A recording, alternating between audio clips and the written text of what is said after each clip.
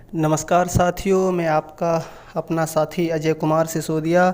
साथियों, food and nutrition के बाद अगला पेपर होगा हमारा राजनीति शास्त्र का, ठीक है, जिसको हम पॉलिटिकल साइंस भी कहते हैं। तो साथियों, फूड न्यूट्रिशन की पूरी तैयारी हो चुकी है। अब हमारी अगली तैयारी की ओर हम अपना कदम रखते हैं। तो अगली तैयारी हमारा है राजनीति शास्त्र, जिसका पहला क्वेश्चन है, भारत के अहिंसात्मक आंदोलनों का नाम बताइए। तो साथियों, भारत में जो अहिंसात्मक आंदोलन हैं उनके नाम हैं सत्याग्रह, असहयोग, सविनय अवज्ञा। ठीक है साथियों, अगला है हमारा, प्राचीन काल में भारत किस क्षेत्र में उच्च शिखर पर था। प्राचीन काल मतलब जो पुराने समय में जो भारत था वो किस क्षेत्र में उच्च शिखर पे था। तो साथियों, प्राचीन काल का जो भारत है वो हर एक क्षेत्र में उच्च शिखर पर था, जिसमें है कला, कौशल, सभ्यता, संस्कृति। तो इन सारे क्षेत्र में ही साथियों कला कौशल में था। साथियों, अगला देखते हैं, सिपाही विद्रोह कब हुआ था। तो सिपाही विद्रोह हुआ था 1857 में, जिसमें मंगल पांडे आपने सुना हो। इसी सिपाही विद्रोह से हमारे भारत में नींव रख गई थी स्वतंत्रता संग्राम की। ठीक है, हमारे भारतवासियों के मन में ऐसी जागृति आ गई थी कि नहीं, अब हमें आज़ादी चाहिए ही चाहिए, और इसकी नींव रख गई थी और इसकी तरफ लोग अग्रसर होने लगे थे। साथियों, अगला देखते हैं हम, कांग्रेस की स्थापना कब हुई थी। तो कांग्रेस की स्थापना हुई थी 1885 में। ठीक है साथियों, सिपाही विद्रोह हुआ था 1857 में।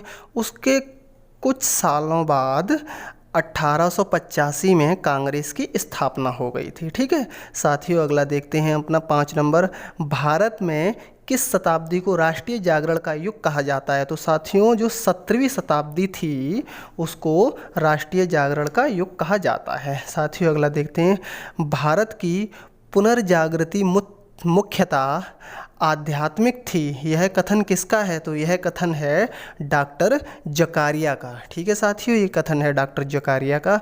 अगला देखते हैं 7वां नंबर, किसने कहा है ब्रिटिश शासन द्वारा स्थापित भारत की राजनीतिक एकता समानता अधीनता की एकता है। ठीक है, ये किसने कहा है।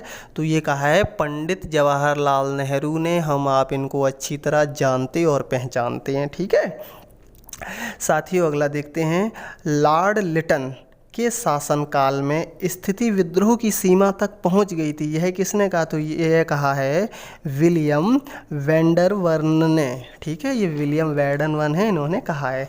साथियों, अगला देखते हैं, राष्ट्रवाद एक आध्यात्मिक तथा मनोवैज्ञानिक भावना है। यह कथन किसका है। तो यह कथन है प्रोफेसर गिलक्रिस्ट का। ठीक है, इसी तरह साथियों, अगला देखते हैं, राष्ट्रवाद व्यक्ति को मानवता से मिलाने वाली आवश्यक कड़ी है। यह कथन किसका है। तो यह है जोसेफ का। ठीक है साथियों, अगला देखते हैं हम 11 नंबर क्वेश्चन, राष्ट्रवाद तथा जातियों का उत्थान एवं पतन उनकी भाषाओं के उत्थान एवं पतन के समानांतर होता है। तो यह किसने कहा। यह कहा है हेज ने। ठीक है, तो उन्होंने कहा है कि राष्ट्र तथा जातियों का उत्थान एवं पतन उनकी भाषा के उत्थान एवं पतन के द्वारा हो जाता है। अगर हम अपने राष्ट्र और अपनी जाति को जिंदा रखना चाहते हैं तो हम अपनी भाषा को जिंदा रखें। भाषा से ही व्यक्ति की पहचान है। ठीक है, अगर हम भोजपुर के हैं तो भोजपुरी भाषा होगी, बिहार के तो बिहारी, उड़ीसा के उड़ीसी, उधर कनाडा साइड के वो कनाडा के केरल साइड के होंगे तो केरल की। ठीक है, ऐसे भाषा से लगभग हम सभी लोग पहचान जाते हैं कि यह व्यक्ति किस राज्य का है। साथियों, अगला देखते हैं अपना 12 नंबर, 1857 ईस्वी का 1857 ईस्वी का विद्रोह सैनिक विद्रोह से कहीं अधिक था और इसने भारतीय स्वतंत्रता के युग का रूप धारण किया था। यह विचार किसका है। तो यह विचार है डॉक्टर R.C. मजूमदार का। ठीक है साथियों, अगला देखते हैं, स्वामी दयानंद प्रथम व्यक्ति थे जिन्होंने कहा भारत भारतीयों के लिए है। ठीक है, ये बहुत अच्छा कहा। ये किसने कहा?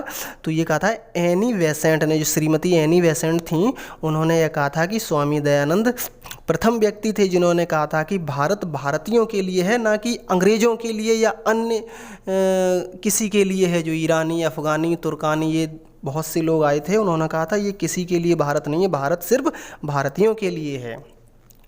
ठीक है साथियों, हम अगला देखते हैं अपना, कांग्रेस लीग समझौता किस स्थान पर हुआ था? तो ये हुआ था लखनऊ में, उत्तर प्रदेश लखनऊ में। ठीक है साथियों, अगला देखते हैं 15 नंबर है, प्रिंस ऑफ वेल्स भारत कब आया? तो ये प्रिंस ऑफ वेल्स आया था 1921-22 ईस्वी में। ठीक है, तो अब ये 2022 चल रही है, तो समथिंग आप ये मान के चलो 100 साल हो गए उसे भारत आए, मतलब अब तो चला गया। ठीक है, मर गया होगा, अब तो काफ़ी समय हो गया। ठीक है साथियों, अगला है 16 नंबर, उदारवादी विचारक हैं। तो उदारवादी विचारक हैं, ये हैं साथियों अपने गोपाल कृष्ण गोखले, दादा भाई नौरोजी, सुरेंद्र नाथ बनर्जी। ठीक है, ये हमारे उदारवादी विचारक हैं। अगला है साथियों 17 नंबर, गोखले बनारस कांग्रेस के सभापति बने। तो ये गोखले जी हैं, ये बनारस कांग्रेस के सभापति बने। ये कब बने?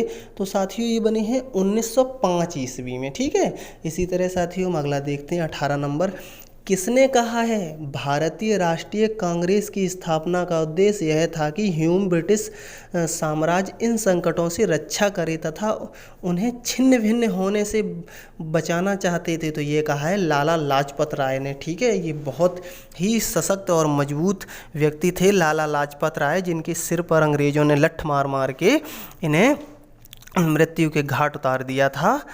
ठीक है, तो उन्होंने कहा था देश तो आज़ाद होके रहेगा। ठीक है, तो हमारे ये स्वतंत्र सेनानी हैं, इन्होंने बहुत ही कष्ट सहे हैं। साथियों अगला देखते हैं हम 19 नंबर, कार्नक्यूलर वर्नक्यूलर एक्ट का संबंध था। तो ये था प्रेस की आज़ादी से। ठीक है साथियों, अगला देखते हैं 20 नंबर, बंगाल विभाजन कब हुआ था? तो ये जो बंगाल विभाजन है, ये साथियों सबको ही पता है, जनरली ये हुआ था 1905 ईस्वी में। ठीक है साथियों, अगला क्वेश्चन है हमारा 21 नंबर, ब्रिटिश इंडिया एसोसिएशन की स्थापना कब हुई थी? वो हुई थी 1881 ईस्वी में। ठीक है, 1881 ईस्वी में स्थापना हुई थी इसकी। 22 नंबर है, कांग्रेस ने पहली बार पूर्ण स्वाधीनता का प्रस्ताव कब पारित किया था? तो कांग्रेस ने पहली बार पूर्ण स्वाधीनता का प्रस्ताव पारित किया था 1929 ईस्वी में। ठीक है साथियों, अगला है 1857 का स्वतंत्रता संग्राम के लेखक कौन है? तो ये जो 1857 में सैनिकों द्वारा ये हुआ था, उसके लेखक हैं वीर सावरकर, इन्होंने लिखा है ये। ठीक है साथियों, अगला है हमारा 24 नंबर, सूरत की फूट कांग्रेस के इतिहास में सबसे दुखद घटना है। यह कथन किसका है? तो यह कथन है एनी बेसेंट का। ठीक है, अगला है 25 नंबर है, भारत में ईस्ट इंडिया कंपनी की स्थापना कब हुई थी? तो साथियों ये तो सबको ही पता है, 1600 ईस्वी में ईस्ट इंडिया कंपनी की स्थापना हुई थी और इसी कंपनी ने पूरे भारत का नाश कर दिया था, जो कि हम अभी तक भोग रहे हैं और धीरे धीरे कुछ तो उभर गए हैं और अभी उभरने में समय लगेगा। ठीक है साथियों, अगला क्वेश्चन है हमारा, ईस्ट इंडिया कंपनी ने बंगाल पर विजय की, तो वो की थी 1775 ईस्वी में। ठीक है, अगला है साथियों 27 नंबर, प्लासी के युद्ध 1775 में बंगाल के किस नवाब को हराया था?